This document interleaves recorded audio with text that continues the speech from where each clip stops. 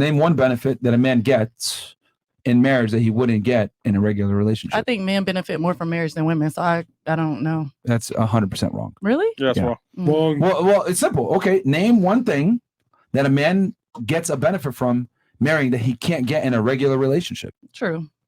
Can I you name can't. anything? No, because they can wash their own clothes. They can cook for themselves. You're right. They Right? got And you're getting sex, you're getting everything. You're getting married. everything that you would get in a marriage. So what benefit does marriage really have But for I men? mean, biblically speaking, It's we make a different house when a it's your home. rib, though. Yeah, like marriage benefits women, it doesn't benefit men. But how does it benefit women? I'm asking a serious You question. get security, and then if the guy decides to leave you, he will get penalized heavily for doing so. Alimony, child support. Marriage if he only makes more benefits money. women. No, most of the time men make more money than their woman. So therefore the woman benefits. Well, yeah, but It's funny because whenever women make more money than their man, they're quick to sign that prenup though. Mm-hmm. When a woman makes more money, assuming she even wants to marry the guy in the first place. Smart. Most women typically want to marry a man that makes about 56% more money than they do. So marriage inherently benefits women. It doesn't benefit men at all. I mean, a lot of things in society benefit women that they complain about. Sexism benefits women, right? As much as women try to say that's sexist, the whole concept of sexism exists to create two different standards for men and women. And if we're going to be all the way honest, the female standard is always mediocre. Look at female sports. No one gives a fuck. It's whack. Look at female standards in the military, way lower than men.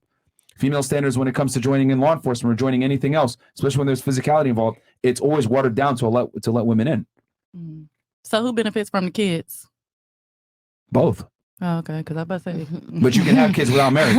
Yeah, absolutely. No, so, that's true. so realistically speaking, like, I mean, just speaking, of course, I agree that marriage is great. And the nuclear family is how you build society. But we have to be honest here and figure out who gets the leverage and who gets more value from marriage. It's 1000% women. Yeah. Like, and Would you here's do the it other thing again? too, because women like to use this all the time on us, and they'll say, "Oh, are you married or whatever?" You got to remember, ladies, that the metric of success for a woman is to get married. The metric of success for a man is to build status, resources, and have multiple chicks. That's every man's dream, is to drive a fast car, have a bunch of chicks, live your life the way that you want. Women, they want to have the best guy that they can get and have him commit to have him commit to her. Women want quality, men want quantity. We are very different. The female standard of success is getting married. The male standard of success is doing what you want. Yeah.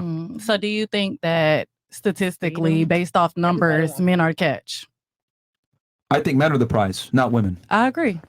Because it is far harder to find an attractive man than it is to find an attractive woman. And we can just look at this biologically.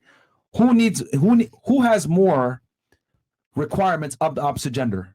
Men or women? More requirements? Of the opposite gender. Women. Who's pickier? Women. But there's more what am I trying to say? There's more women than there is men. So y'all are the pickup we looking for y'all. I mean, like, that's another factor that you can add, but I'm not even going to go into the fact that there's more women than there are men. I'm not even going to use that stat. I'm just going to say who's pickier? Women, correct?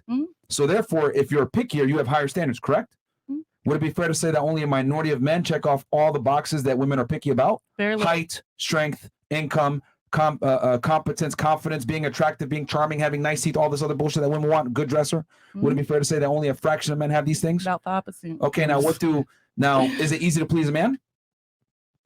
Yes. Are most men easy to please in general? Absolutely. Yes. They tell you exactly what they want. Okay, so guess what? Since men are easy to please, wouldn't it be fair to say that a majority of women can please a man if they know what they're doing? Yeah. Yes. So therefore, who has the leverage? Y'all, I agree.